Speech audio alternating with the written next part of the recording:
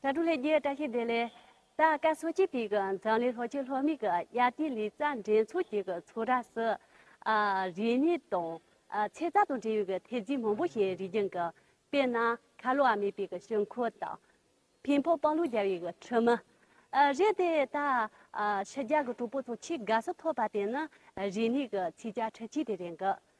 但人那个骑家车骑多了，用个康多的那个呢，专门的给当出行个。但干嘛死了么给吧？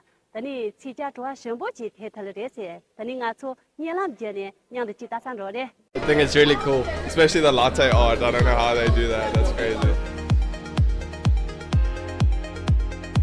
Find high-tech product in Chengdu University. 2 robotic arms swing in the machine, fetching coffee and latte art, all with great precision. Not a drop of coffee was spilled. Nice. Just with 90 seconds, you'll get a good coffee, and in the FISU village, there are 8 such machines that can provide over 1,700 cups of coffee every day.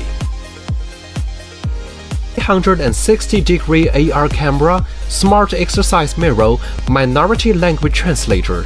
So many high technologies make life in the village more convenient.